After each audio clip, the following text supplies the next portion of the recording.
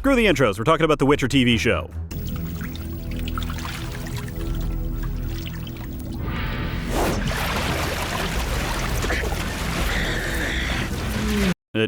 Not that one. I tried, but no. Today I'm taking a look at The Witcher from Netflix, as are most people apparently. But how is it? Well, how about we take a look at the first episode and see what we all think, shall we? And since this isn't a two-way conversation, we shall. Also, don't worry everyone, I'm gonna try to make this as child-friendly as possible. The show opens up on a doe. Such a serene, peaceful, evil-looking swamp.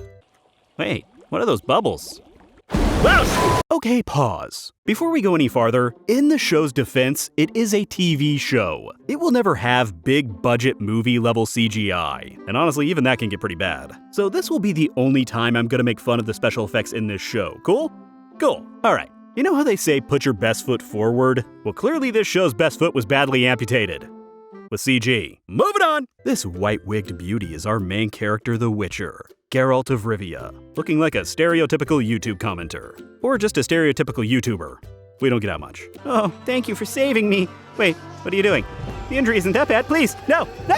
Ah! And title. Because nothing says heroic title sequence better than baby deer slaughter. Geralt then rides into the city of Blaviken and hits up the tavern, because that's just what you do. Hey, is that Superman? Nah, he doesn't have a mustache. However, when he attempts to get directions to the town's alderman, the owner tells him he's not welcome here. Because I mean, why would you want a helpful, good-looking, demon-slaying badass around? Ew, gross. It apparently has something to do with witchers being mutants and blah blah blah whatever. He's told to get out or be killed.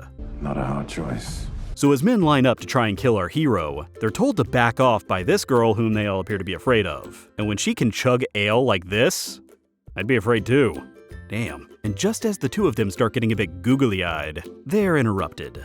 Hello, cold water on the groin. This little girl is the Elderman's daughter. Apparently Geralt slayed that beast earlier in response to a flyer he saw offering a reward for killing such a beast. But the girl says, nah, my dad won't pay for that, and suggests he go talk to the local wizard instead. Have you ever killed a succubus? A striga? Werewolf? She-wolf? Well, I'm about to kill a little girl if she doesn't shut up. They arrive at the wizard's house, which has possibly the worst security ever. You don't even need to open a door, you just walk in. Although it does appear to cause you to lose a cloak, so I guess that's something. And what does Geralt find inside the wizard's house? Boobies! So many boobies. All the boobies! And Stregobor, the wizard. He's in there somewhere. Frankly, the boobies are a bit distracting. Although not because they're boobies, but because of how hilariously shoehorned in they are throughout the entire scene. It's like The Witcher is trying to prove how adult it is by just throwing boobs at you. For example, the characters are conversing naturally. There's boobies! We're not 13, Witcher. Your Playboy-level nudity is not going to impress anyone. Oh, speaking of the conversation they're having, it goes something like this. What's with the boobies? They're fun to look at. Fair enough. You sent that girl to find me, didn't you? Yep. You want me to kill something, don't you?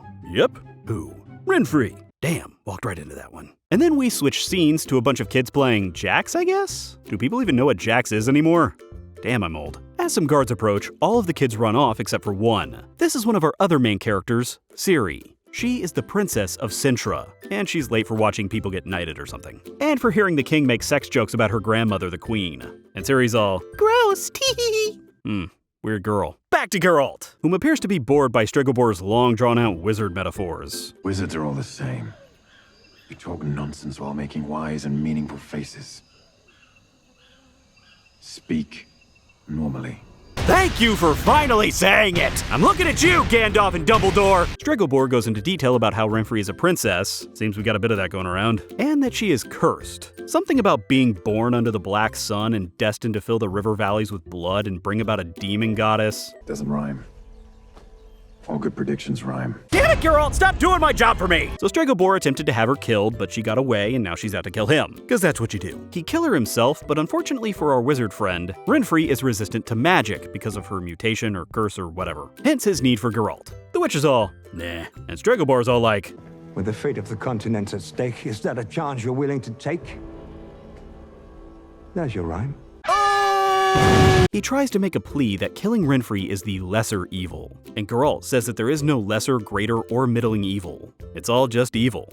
And frankly, he'd rather not, so peace out. And we're back here for some pulse-pounding politics. The royals are having a conversation about a possible upcoming war with another nation, Nilfgaard, which basically boils down to, Nilfgaard might attack.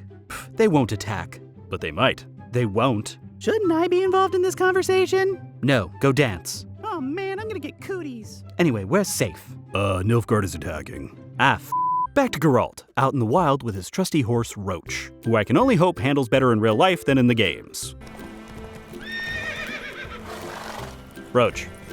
Roach. I think this horse is drunk. He's approached by Renfri, who's all, "Hey, so wanna kill Stregobor for me?" Why would I? It's the lesser evil. So I keep getting told. She talks about her past and why she wants to kill Stregobor, but Geralt simply tells her that by killing Stregobor, she's only proving him right and that she is a monster. Instead, she could simply leave Blaviken and start to live her life. And back to the other storyline where things are actually happening for a change, namely war. Still think they aren't coming? Oh, shut up. And then they fight. Meanwhile, Ciri's just chilling back at the castle, mad she's not able to help. But judging by how things are going on the battlefield, it's probably best she's not there. Although if she was there, she could help the king keep an eye on the archers, so to speak. Too soon? The queen is injured and brought back to the castle while the Nilfgaardian army breaches the city walls. Luckily, the mage Mousesack, yes, that is his name, and yes, his parents apparently hated him, holds them off with magic, at least for now.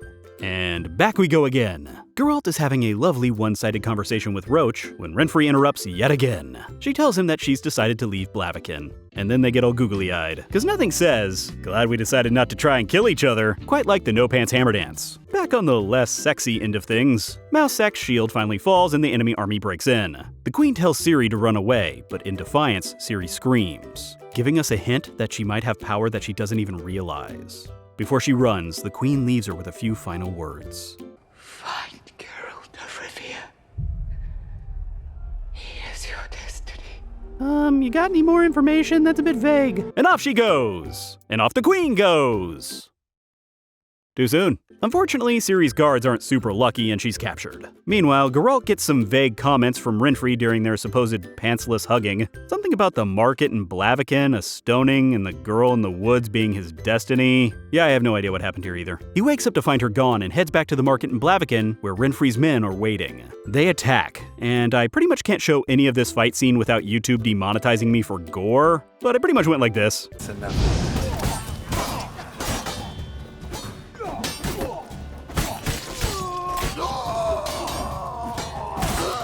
He finds Renfri holding the girl from before hostage and tries to talk her down, but this is an action sequence, so nah. The two have a pretty badass sword fight ending in Renfri getting something caught in her throat. Oh, it's a dagger. She caught a dagger in her throat. That's a bit different. Oh, there we go. It's out now, everyone. We're good. Back to Ciri, who's in the middle of being captured. Upon seeing her city in ruins, she screams, causing her captor to drop her, and then she screams again, causing the very earth to split between them. Which, if you've ever heard a little girl scream, makes perfect sense. This allows her to run into the woods and escape. Ah, so she's the girl in the woods that is Geralt's destiny. See, it's all starting to come together. Maybe. I think. I don't know. Jumping back yet again, Stregobor comes out of his hideout to see what all the hubbub is about. He finds Renfri's dead body and tells the young girl to take the body back to his hideout for an autopsy. But Geralt has other ideas. Unfortunately, Stregobor and the citizens of Blaviken quickly turn on Geralt, throwing stones at him and causing him to leave, earning him the title of the Butcher of Blaviken. Wait, I think that's an achievement. Hold on. It is! Good job, Geralt! And that's it for this episode. So far, not too shabby. At least I liked it. Yeah, I can see what some of the reviews are saying, that there's some tonal issues and that there's some campiness to it, but I had fun and that's all I really care about. I mean, at the very least, I got some cool fight scenes out of it. And boobies.